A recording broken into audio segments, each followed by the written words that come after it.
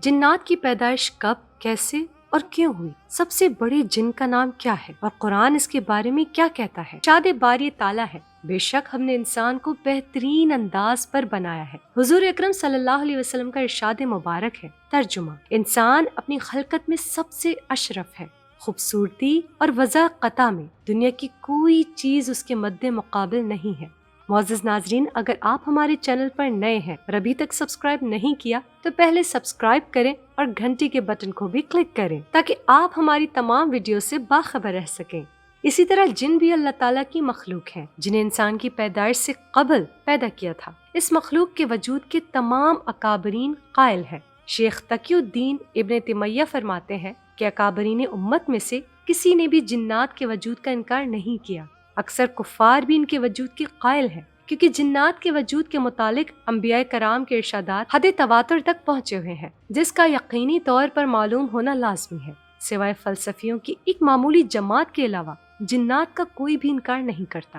اسلامی عقائد میں جن کا وجود متفقہ طور پر تسلیم کیا گیا ہے، جن کے معنی چھپے ہوئے، پوشیدہ، دیو بھوت کے ہیں، جس لفظ میں جیم اور نون ایک ساتھ آتے ہیں، اگرچہ ان پر تشدید بھی لگی ہوئی ہو تو اس میں پوشیدگی کا مادہ کار فرما ہوتا ہے۔ مثلا جنت، جنین، وہ بچہ جو مادر رحم میں ہو۔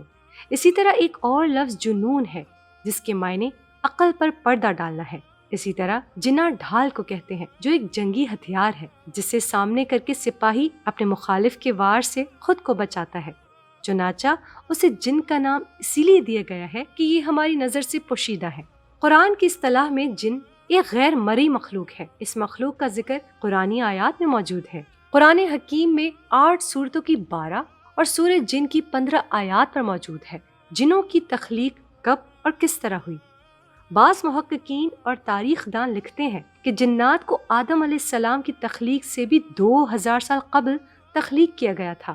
قرآن حکیم میں اس کا ذکر اس طرح آیا ہے، ترجمہ: اور ہم نے انسان کو کھنکتے ہوئے گارے سے پیدا کیا ہے اور جنوں کو اس سے بھی پہلے بے دھوئیں کی آگ سے پیدا کیا۔ ایک اور جگہ ارشاد مبارکہ ہے، ترجمہ: اس نے انسان کو بجنے والی مٹی سے پیدا کیا اور جنات کو آگ کے شعلے سے پیدا کیا۔ ابن کثیر ان آیات کی تفسیر میں لکھتے ہیں کہ سلسال خشک مٹی کو کہتے ہیں اور جس مٹی میں آواز ہو وہ فخار کہلاتی ہے۔ اس کے علاوہ مٹی جو آگ میں پکی ہوئی ہو اسے ٹھکری کہتے ہیں۔ مارج سے مراد سب سے پہلے جن ہے جسے ابو الجن کہا جا سکتا ہے، جیسے حضرت آدم علیہ السلام کو ابو الآدم کہا جاتا ہے۔ لغت میں مارج آگ سے بلند ہونے والے شعلے کو کہتے ہیں۔ تفسیر القرآن میں سید ابو الاعلیٰ مودودی رقم تراز ہے کہ نار سے مراد ایک خاص نوعیت کی آگ ہے، نہ کہ وہ آگ جو لکڑی یا کوئلے جلانے سے پیدا ہوتی ہے، اور مارج کے معنی ہے خالص شعلہ جس میں دھواں نہ ہو۔ جس طرح پہلا انسان مٹی سے بنایا گیا، پھر تخلیق کے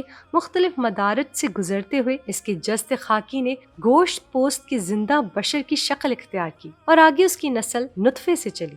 اسی طرح پہلا جن خالص آگ کے شعلے سے پیدا کیا گیا اور بعد میں اس کی ذریعت سے جنوں کی نسل پیدا ہوئی۔ ان کا وجود بھی ایک آتشی وجود ہی ہے، لیکن جس طرح ہم محض ایک تودہ خاک نہیں ہے، اسی طرح وہ بھی محض شعلہ آتشی نہیں ہے۔ تفسیر سورہ رحمان آیت 15۔ ایک روایت میں ہے کہ جنوں کو جمعرات کو تخلیق کیا گیا تھا۔ جنوں کو اللہ تعالیٰ نے اپنی عبادت کے لیے پیدا کیا تھا، جس کی تصدیق قرآن حکیم نے ان الفاظ سے کی ہے، ترجمہ: اور میں نے جنوں اور انسانوں کو اس لیے پیدا کیا کہ وہ میری عبادت کریں۔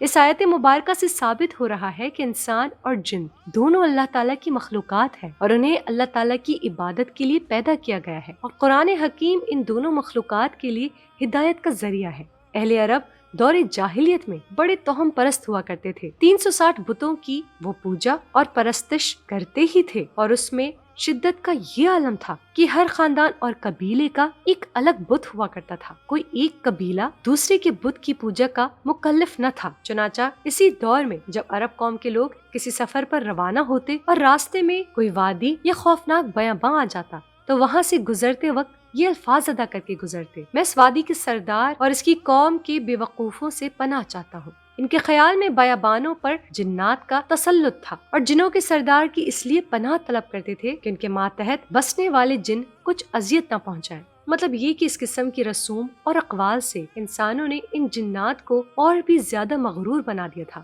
اس کے علاوہ اس مخلوق میں سرکشی و نافرمانی کا بھی مادہ موجود ہے، اور اپنے مادے کی خاصیت کی بنا پر ایسا ہونا بھی چاہیے، کیونکہ آگ کا خاصہ یہی ہے کہ وہ سر اٹھائے اور سوزش اور جلن کو نتیجے میں دکھلائے۔ جنات میں نیک اور بد دونوں اقسام ہوتی ہیں، یہ مختلف روپ دھار کر روئے زمین پر وارد ہوتے ہیں۔ انہی میں سے ایک جن کا نام ابلیس ہے، جو انسان کی دشمنی میں اندھا ہو گیا ہے، اور اس نے نسل آدم کو بہکانے کے لیے قیامت تک کی مہلت لی ہے۔ یہ وہی ابلیس ہے جس نے اللہ کی نافرمانی کی تھی اور حضرت آدم علیہ السلام کو سجدہ کرنے سے انکار کر دیا تھا۔ اس کا ذکر قرآن حکیم میں اسی طرح کیا گیا ہے۔ ترجمہ: جبکہ آپ کے رب نے فرشتوں سے ارشاد فرمایا، میں مٹی سے انسان کو پیدا کرنے والا ہوں، سو جب میں اسے ٹھیک ٹھاک کر لوں اور اس میں اپنی روح پھونک دوں تو تم سب اس کے سامنے سجدے میں گر پڑنا۔ چنانچہ تمام فرشتوں نے سجدہ کیا مگر ابلیس نے نہ کیا، اس نے تکبر کیا اور وہ تھا کافروں میں سے۔ اللہ تعالیٰ نے فرمایا، اے ابلیس، اسے سجدہ کرنے سے کس چیز نے روکا جسے میں نے اپنے ہاتھوں سے پیدا کیا؟ کیا تو کچھ غرور میں آ گیا ہے یا تو بڑے درجے والوں میں سے ہے؟ اس نے جواب دیا کہ میں اس سے بہتر ہوں، تو نے مجھے آگ سے بنایا ہے اور اسے مٹی سے۔ ارشاد ہوا کہ تو یہاں سے نکل جا، تو مردود ہوا اور تجھ پر قیامت کے دن تک لعنت و پھٹکار ہے۔ کہنے لگا، میرے رب، مجھے لوگوں کے اٹھ کھڑے ہونے کے دن قیامت تک کی مہلت دے۔ فرمایا، تو مہلت والوں میں سے ہے، متعین وقت کے دن تک۔ کہنے لگا، پھر تو تیری عزت کی قسم، میں ان سب کو یقیناً بہکا دوں گا بجس تیرے ان بندوں کے جو چیدہ اور پسندیدہ ہوں۔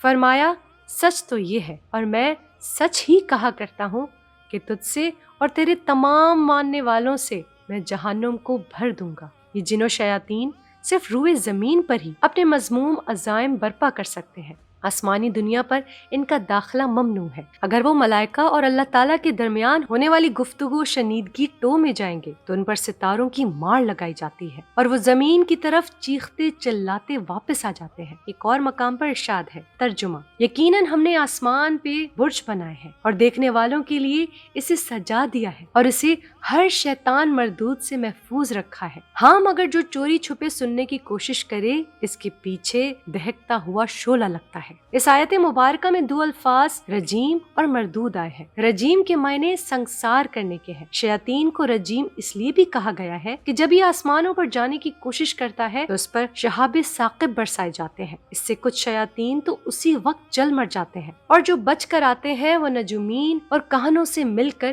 شرارت کرتے ہیں۔ تفصیل کے لیے صحیح بخاری و تفسیر سورہ الحجر دیکھیے۔